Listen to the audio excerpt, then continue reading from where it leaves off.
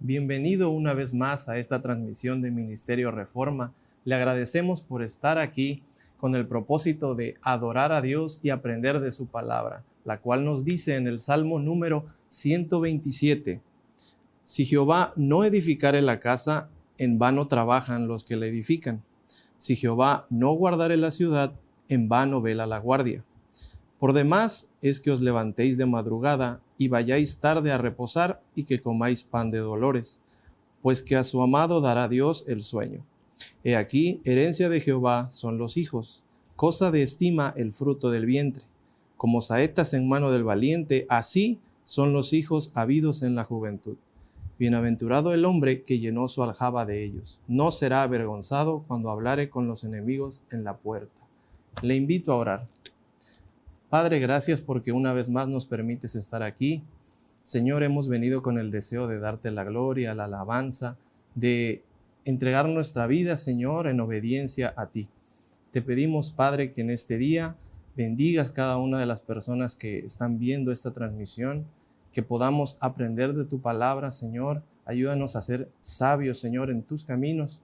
Te pedimos que bendigas también este orden de culto, que puede llegar a muchas personas más, y ponemos en tus manos todas las actividades que llevaremos a cabo en este culto. En nombre de Cristo Jesús te lo pedimos. Amén. Hermano, vamos ahora a cantar a nuestro Padre que está en los cielos con el himno titulado Abba Padre.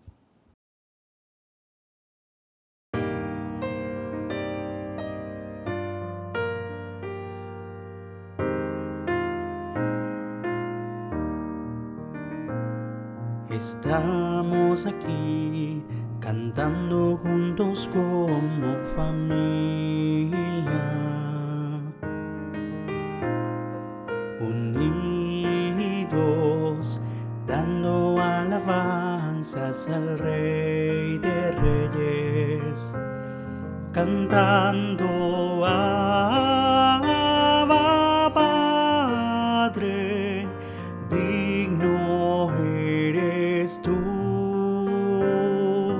Abba Padre, digno eres tú. Estamos aquí cantando juntos como familia,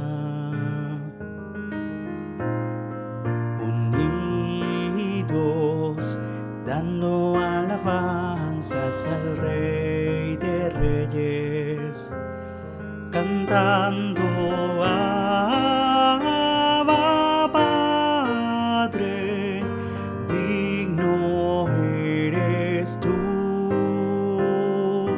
Abba Padre, digno eres tú.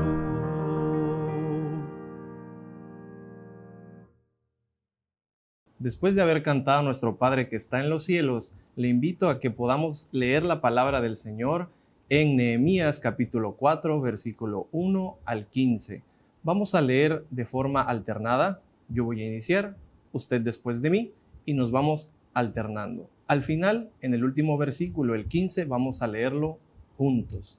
La palabra del Señor dice así: Cuando oyó Sanballat que nosotros edificábamos el muro, se enojó y se enfureció en gran manera e hizo escarnio de los judíos.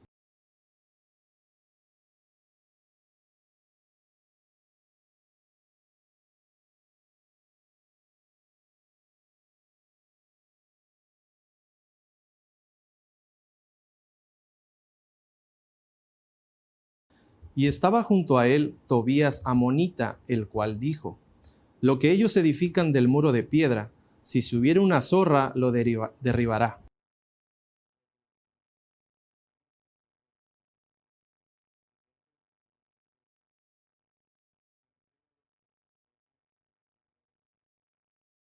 No cubras su iniquidad, ni su pecado sea borrado delante de ti, porque se airaron contra los que edificaban.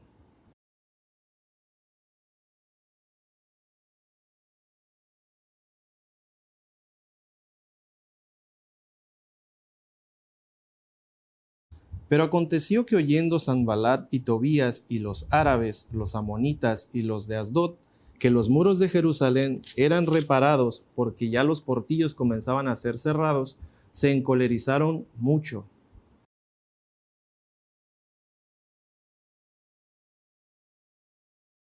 Entonces oramos a nuestro Dios y por causa de ellos pusimos guarda contra ellos de día y de noche.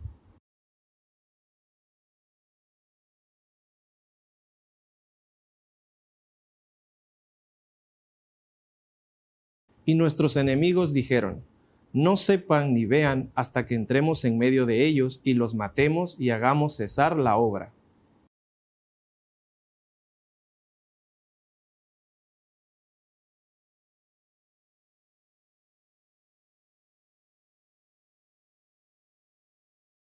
Entonces por las partes bajas del lugar, detrás del muro y en los sitios abiertos, puse al pueblo por familias, con sus espadas, con sus lanzas y con sus arcos.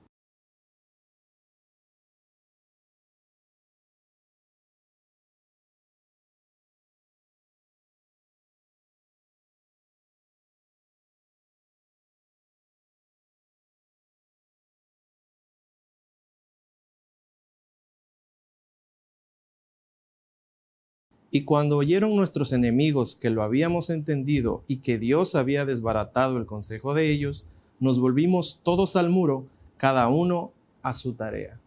Palabra de Dios. Ahora, después de haber leído la palabra del Señor, le invito a que tengamos otro momento de oración, de intercesión. Esta oración va a estar a cargo del pastor Huáscar de la Cruz Angulo.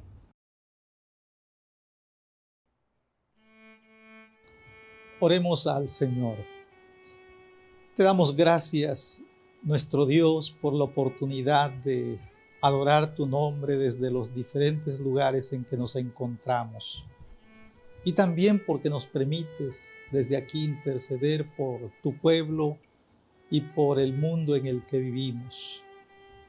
Y Padre, en este momento queremos ponerte en tus manos primeramente la vida de aquellos hogares que han sufrido de manera más intensa y dolorosa los efectos de este brote pandémico. Algunos han perdido seres queridos, otros han pasado momentos de angustia en el hospital o en el hogar con esta enfermedad. Y algunos, Señor, han perdido su trabajo o han tenido dificultades en el hogar. Padre, te suplicamos que tú traigas la consolación y presencia de tu Espíritu en estos momentos. También te pedimos, Señor, por aquellos que todavía están enfrentando esta situación. Hay hermanos que todavía están en el hospital. Hay gente conocida, Señor, que también está contagiada. Y te rogamos, Señor, que tú traigas sanidad sobre esas personas. Que permita, Señor, que el número de decesos disminuya, pero también el número de contagios. Ayúdanos, Señor, a confiar en que ya pronto esta situación va a terminar. Y por lo menos hay algunas cosas que así lo indican. Hemos escuchado que esperamos que el próximo mes ya algunos templos puedan abrirse. Sabemos que otros lugares no están en condición de hacerlo, Señor, y te pedimos que ellos puedan tener la paciencia hasta tener un menor número de contagios en la congregación para que lo puedan hacer. Pero quienes lo hagan, Señor, te pedimos que tú los protejas, oh Dios, que tú permitas que esa experiencia de volver de nuevo y adorarte juntos de manera congregacional, Señor, sea algo inolvidable para todos. Aún para los que no puedan ir en esta ocasión por contarse entre la gente vulnerable. Oh Dios, permite que nos gocemos de estar, como dice el salmista, en tu casa. Y te pedimos, oh Dios, por las autoridades de nuestro país, de nuestro estado, de nuestro municipio. Te pedimos sobre todo por los que están encargados de salud. Te rogamos, Señor, que tú les des la sabiduría, porque vendrán momentos en que se tienen que tomar las decisiones pertinentes, Y esperamos, Señor, que ellos cuenten con nuestro apoyo y también la población pueda responder tomando las medidas de precaución necesarias.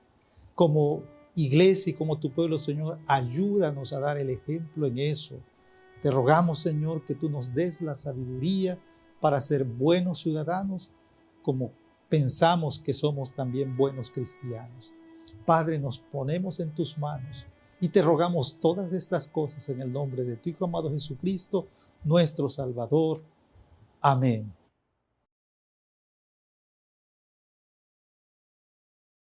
Después de haber orado, le invito a que nos remontemos hasta el siglo XVI, el tiempo donde fue escrito el siguiente himno que se llama Castillo Fuerte por Martín Lutero. Es un emblema de la Reforma protestante. Cantemos con gozo.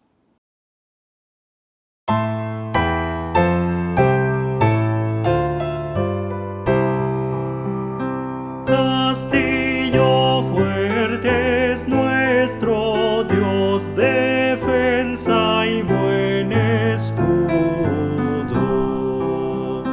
Con su poder nos librará en todo trance agudo. Con furia y con afán acosaros Satán, por armas de caber, astucia y gran poder, cual él no hay en la tierra. Nuestro valor es nada aquí, con él todo es perdido. Mas con nosotros luchará de Dios el escogido.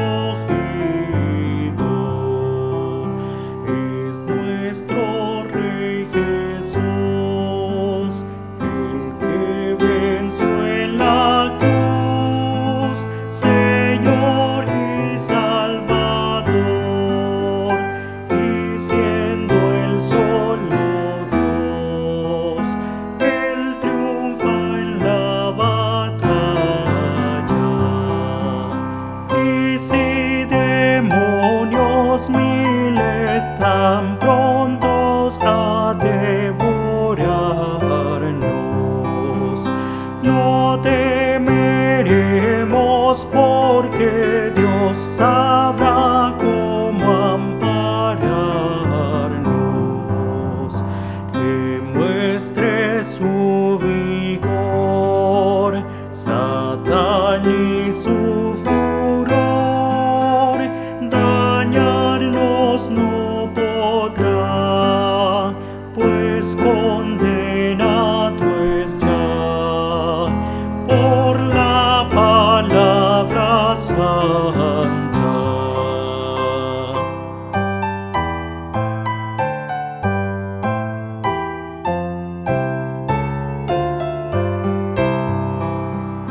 Esa palabra del Señor que el mundo no apetece, por el Espíritu de Dios muy firme permanece. Nos pueden despojar de bienes, nombre, hogar, el cuerpo destruir, mas siempre ha de existir de Dios el reino eterno.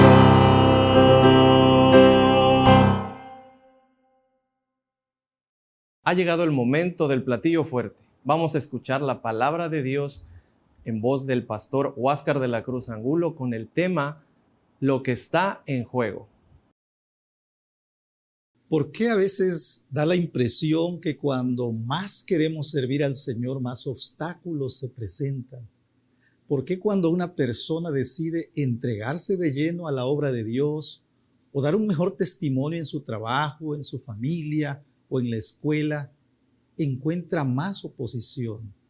Imagine, por ejemplo, a un hombre de mediana edad, con un matrimonio estable y un trabajo seguro, que decide que ahora sí va a tomar en serio su vida cristiana, que quiere comprometerse con el Señor y servirle con todo gozo en su iglesia. Y sus compañeros de trabajo y sus amigos, por supuesto, notan su cambio, sobre todo porque ya no sale con ellos tan frecuentemente a comer o a jugar. Algunos de ellos comienzan a hacer burla de esta decisión y hasta llegan a decir, ya se le va a pasar.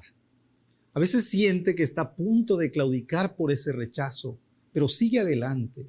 Pero de repente su esposa también empieza a resentir estos cambios, porque su marido no quiere dejar la actividad de un domingo para ir a visitar a su suegra, y hasta se le puede ocurrir que por eso es que llega más a la iglesia, y ahí ya son palabras mayores, y así su ayuda idónea se vuelve su ayuda idónea. ¿Cómo podemos responder adecuadamente a estas situaciones y no perder de vista por qué es tan importante mantenerse firmes? O piense en una jovencita que está en la preparatoria. Está bastante comprometida con su fe, pero que por ello sufre el rechazo de sus amigos, que le reclaman que no asiste a las fiestas que celebran, y ella les explica que no va porque van a hacer cosas con las cuales ella no está de acuerdo. Y también se puede volver impopular porque está dispuesta a decir la verdad en cosas que otros jóvenes prefieren callar. Pero lo más difícil ocurre cuando otros compañeros de su iglesia le dicen, mira, no seas tonta, coopera con el pomo para que el maestro nos pase a todos. Y al encontrar este tipo de obstáculos nos preguntamos, ¿por qué suceden estas cosas cuando estamos sirviendo al Señor?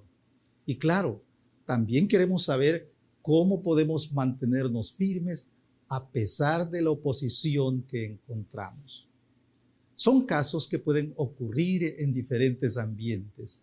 En el trabajo encontramos a veces hostilidad por oponernos a prácticas con las que no estamos de acuerdo. Lidiamos con patrones insensibles y a veces hasta déspotas.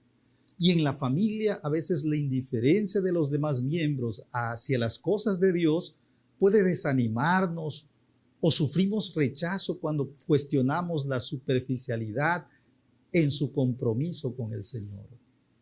Y a veces encontramos que los problemas, en lugar de disminuir, se aumentan, y lo peor es que a veces quienes avivan los problemas son aquellos que deberían ayudarnos a resolverlos. Estas situaciones nos muestran por qué es importante que sepamos cómo prepararnos adecuadamente para enfrentar los obstáculos y cómo discernir qué es lo que está en juego en todo esto. Y para ayudarnos a encontrar soluciones bíblicas a estas dificultades, vamos a estudiar el pasaje que hemos leído hace un momento. Se trata de Nehemías capítulo 4, en el que continúa el relato de la reconstrucción de las puertas y muro de Jerusalén que comenzó en el capítulo anterior. En ese capítulo todo parece marchar viento en popa.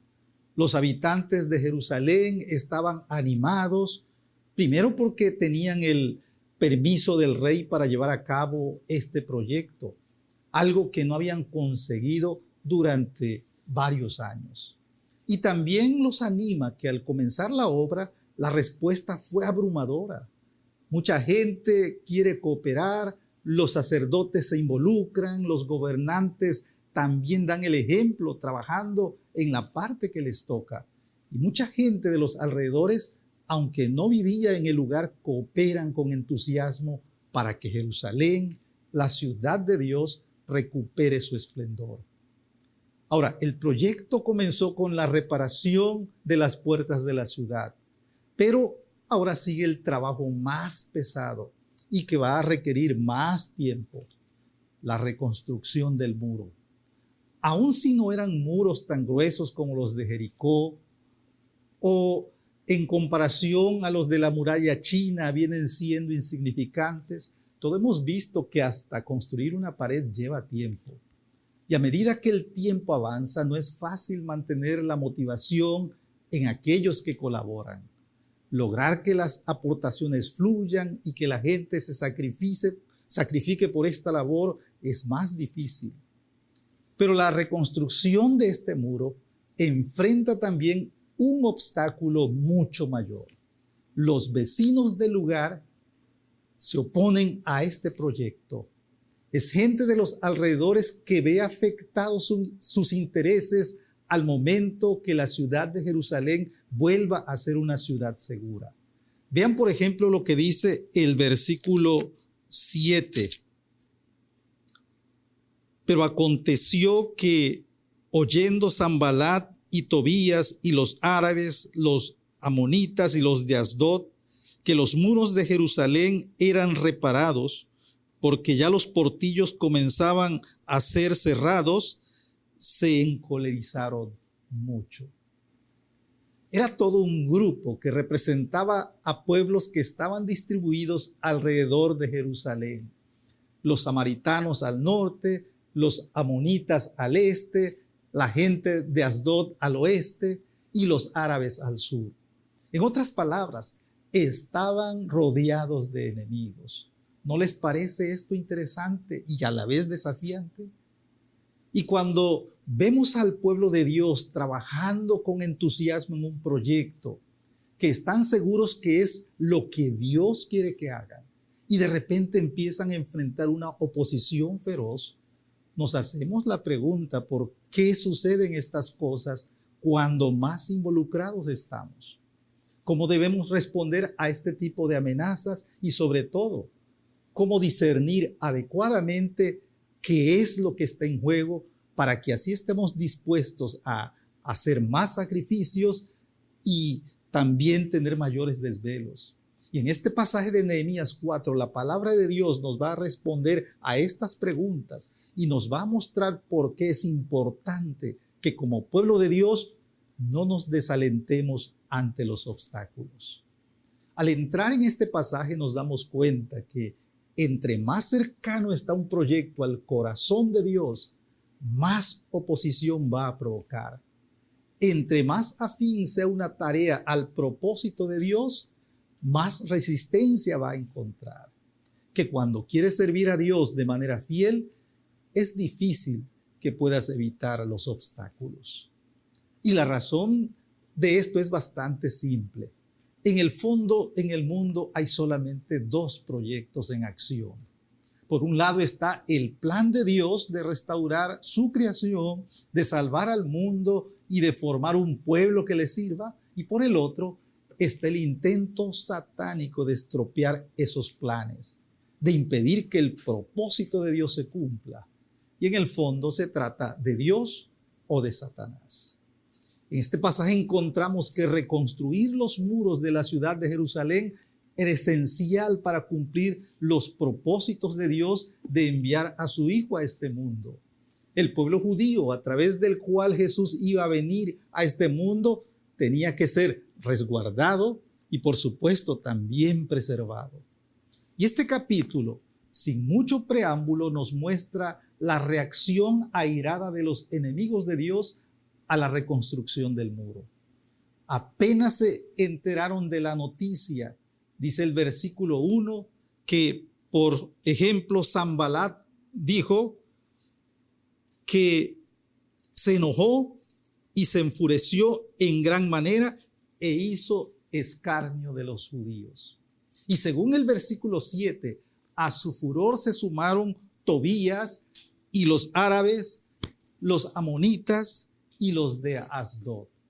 Bueno, no creo que ni el muro que Donald Trump quiere construir en la frontera haya levantado tanta oposición.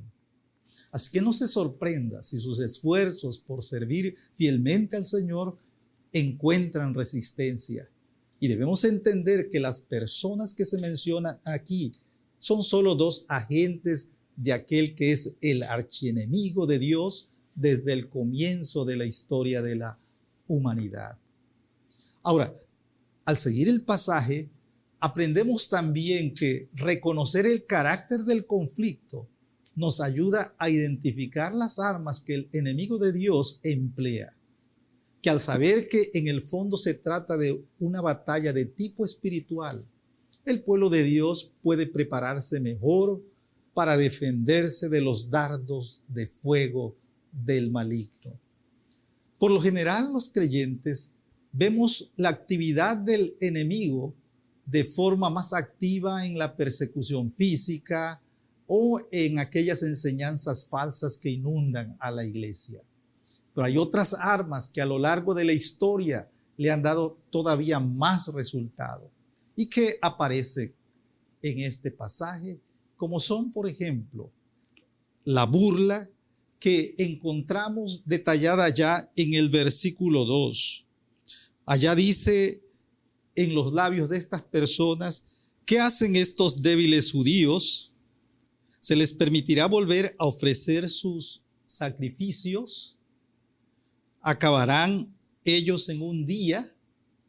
Sin duda que las palabras van cargadas de veneno y no hay nada que moleste tanto que alguien quiera ridiculizarnos. En el versículo 3 la burla se convierte en sarcasmo. Dice allí: lo que ellos edifican del muro de piedra, si subiere una zorra, la va a derribar.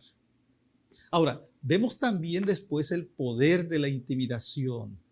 Dice allá en el versículo 8: y conspiraron todos a una para venir a atacar a Jerusalén y hacerle daño. Infundir temor en las filas del ejército de Cristo es una táctica demasiado común del enemigo como para que nos sorprenda ya a estas alturas. Sobre todo cuando su fuerza luce imponente, corremos el riesgo de olvidar quién está con nosotros y quién pelea por nosotros. Pero todavía hay un arma más que el enemigo usa de manera bastante efectiva. Me refiero al desaliento. Vean lo que dice allá en el versículo 10.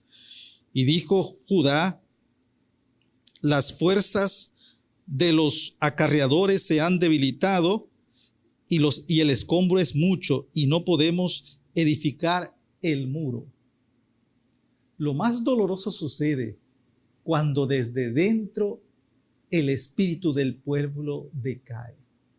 Hacemos eco de los intentos de hacernos desistir de la obra del Señor. Dice allá en el versículo 12: pero sucedió que cuando venían los judíos que habitaban entre ellos, nos decían hasta 10 veces: de todos los lugares de donde volviereis, ellos caerán sobre vosotros. El enemigo que está dentro puede ser más letal que el enemigo que está afuera. Y hermanos, este tipo de situaciones son bastante comunes en la vida cristiana y estamos expuestos a ellas. Yo sé que algunos creyentes en los últimos años han adoptado una versión triunfalista de la vida cristiana, que solo admiten una vida victoriosa llena de salud, y hablas con una persona con esta mentalidad y le preguntas: hermano, ¿cómo estás? En victoria te responde, aunque sepas que no todo anda bien en su vida. Y si te preguntan a ti cómo te encuentras y respondes honestamente y dices que te sientes algo triste, te van a corregir y te van a decir que no lo digas. Y no sé si exista la persona a la que todo le va bien y que todo es prosperidad. No dudo que hay pasajes también en la Biblia que nos ofrecen estas cosas, pero también creemos que la Biblia nos habla de manera muy realista y contiene numerosos pasajes que nos describen el lado oscuro y difícil de la vida, y que en nuestro afán de disfrutar de una vida próspera queremos negar, suprimir ese otro lado. Pero es real, y también los creyentes en Jesucristo están expuestos a sufrir la adversidad en su vida, la hostilidad de personas cercanas y el desaliento que estas cosas producen.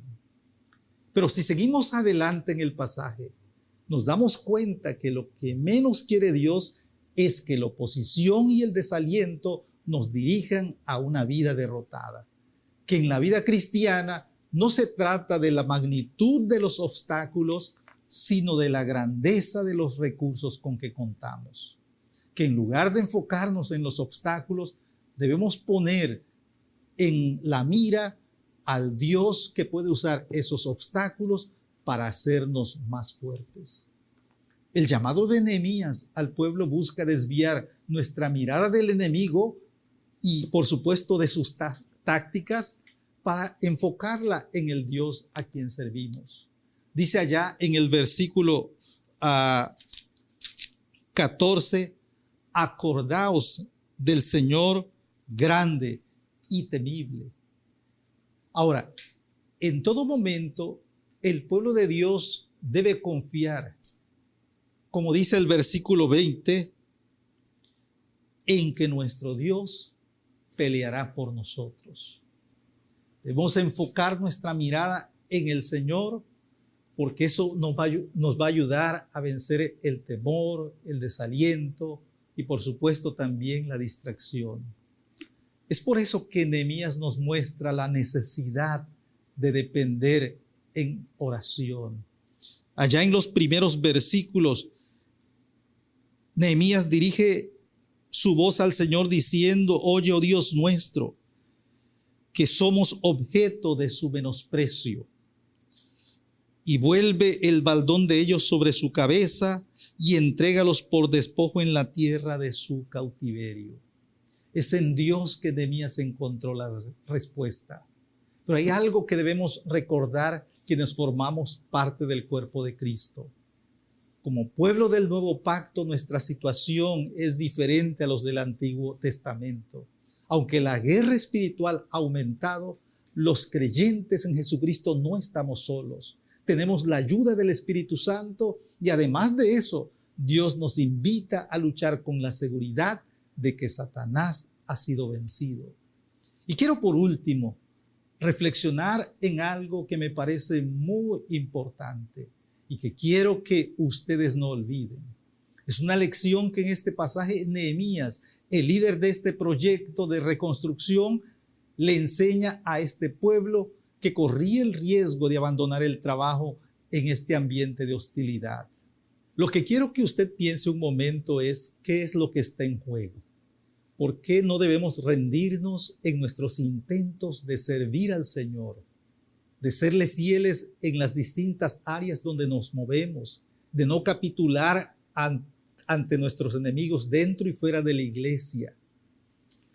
Y para que el pueblo entendiera el corazón del asunto, Nehemías dividió al pueblo por familias. Pidió a los Rodríguez que se juntaran en un grupo, a los Hernández que se unieran en otro, y así sucesivamente. Con los únicos que tuvo problemas fue con los Pérez, porque eso de perecer no les gustaba mucho. Y una vez que tuvo los grupos por familia, les entregó las armas, los llevó a las partes más vulnerables de la ciudad y se dirigió a cada uno de ellos de esta forma. Vamos al versículo 14 de nuevo. Dice allí: después miré y me levanté y dije a los nobles y a los oficiales y al resto del pueblo: no temáis delante de ellos, acordaos del Señor grande y temible, y pelead por vuestros hermanos, por vuestros hijos y por vuestras hijas, por vuestras mujeres y por vuestras casas. ¿Se dan cuenta qué es lo que está en juego? ¿Por qué es que tenían que defender la ciudad, seguir con la reconstrucción del muro y vencer el desaliento? Porque eran sus hijos, sus hijas, sus mujeres, sus casas las que estaban en peligro. Y lo que está en juego es la familia. Y cuando la familia está en juego, también está en juego el futuro del pueblo de Dios. Por eso, mis hermanos, en medio de las dificultades de la obra y el acoso de los enemigos, los habitantes de Jerusalén estaban empezando a amedrentarse, a desalentarse y se sentían tentados a abandonar la reconstrucción del muro. Estaban, en otras palabras, olvidando qué es lo que estaba en juego. Y en medio de la crisis que como humanidad estamos viviendo, tan normal hoy para muchos, la iglesia corre el riesgo de olvidar qué es lo que está en juego.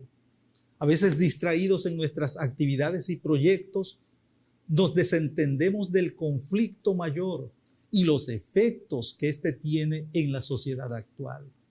Nos olvidamos que nuestra lucha es en el fondo por nuestros hijos, nuestras hijas, nuestras mujeres y nuestras casas. Piense, por ejemplo, que no hace mucho un experto de las Naciones Unidas declaró que las recomendaciones de este organismo, que muchas veces van en contra del concepto tradicional de la familia, deben prevalecer por encima de las creencias religiosas. Todas aquellas leyes que se han formulado en base a la moral tradicional de trasfondo religioso, dice él, deben derogarse si entran en conflicto con las opiniones de los expertos de las Naciones Unidas. ¿Se imagina lo que eso significa? Y no vayan a pensar que estoy recomendando afiliarse a algunos de esos grupos con intereses políticos que usan la defensa de la familia como bandera. No, lo que estoy diciendo es que como iglesia y como creyentes en Jesucristo debemos luchar para reflejar más claramente los principios bíblicos en nuestro hogar. Que este mundo pueda reconocer que la enseñanza bíblica tiene la razón porque pueden verla plasmada en matrimonios sólidos, en familias estables, en personas íntegras. Y yo estoy convencido que en esta pandemia Dios ha estado utilizando el distanciamiento social para recordarnos el gran trabajo que tenemos por delante. Y claro que vamos a encontrar obstáculos hasta en el mismo hogar. Pienso en el hombre maduro del que hablamos al principio y que puede desanimarse al ver la oposición y las dificultades en su propia familia. Yo quiero decirles que si estamos convencidos que lo que estamos haciendo es lo que Dios espera de nosotros, vamos a seguir adelante porque amamos a nuestros seres queridos y no queremos que ellos se pierdan porque nosotros no estuvimos dispuestos a ser firmes en nuestro compromiso con el Señor. Y pienso en la jovencita que pusimos también como ejemplo al principio, que puede sufrir el rechazo de sus compañeros a causa de su convicción y firmeza en la fe. Yo le digo a esa persona que no se desanime y que recuerde que los cristianos superficiales, inmaduros y carnales le pueden hacer más daño a la iglesia de Cristo que las mejores armas que Satanás puede lanzar en contra de la iglesia. Así que, hermanos, a medida que nos integremos de nuevo a nuestras congregaciones, no olvidemos que si Dios nos ha dejado en la iglesia militante, no es para que tomemos nuestra vida en la tierra de una forma trivial. Dios nos ha dejado aquí para que cuando Él nos llame a cuentas podamos decirle que hemos peleado la buena batalla. Dios les bendiga, amados hermanos, y que el Espíritu les ayude a responder positivamente a este llamado del Señor. En respuesta al mensaje que acabamos de escuchar, vamos a cantar el siguiente himno titulado Más mi casa y yo.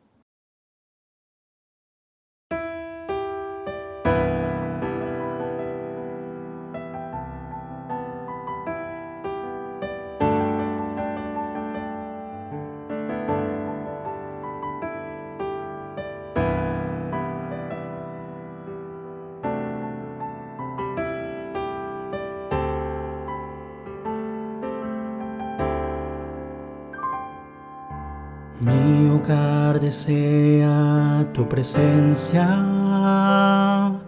solo tú eres digno de reverencia. Mas mi casa y yo serviremos al Señor, mas mi casa y yo serviremos al Señor, mas mi casa y yo serviremos al Señor, serviremos al Señor.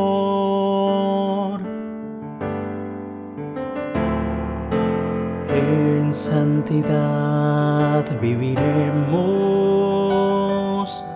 y solo a ti nos postraremos. Mas mi casa y yo serviremos al Señor. Mas mi casa y yo serviremos al Señor. Mas mi casa y yo serviremos al Señor. Serviremos al Señor.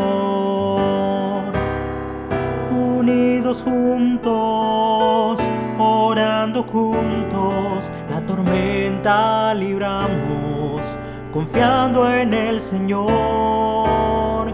Nos respaldamos, padres y madres, hermanos y hermanas, unidos en su amor. Mas mi casa y yo serviremos al Señor. Mas mi casa y yo serviremos al Señor. Mas mi casa y yo serviremos al Señor. Serviremos al Señor.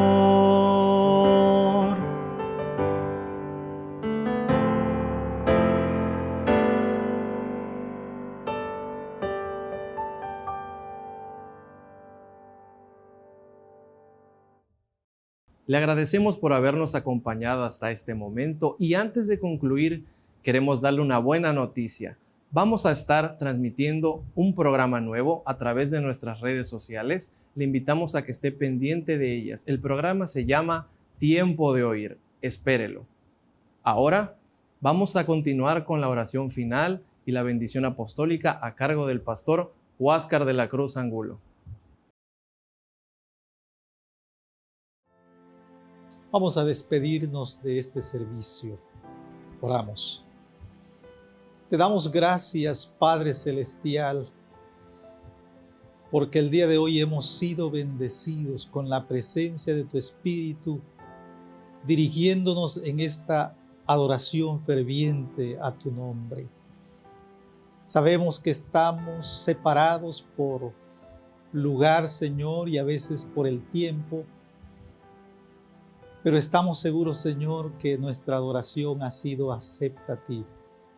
Y te damos gracias también, Señor, por las formas diversas en que tú nos has hablado. Te rogamos, Señor, que seamos un pueblo obediente. Permite, Señor, que nosotros podamos discernir en nuestra vida, en nuestro hogar, en nuestra iglesia, qué es lo que más importa.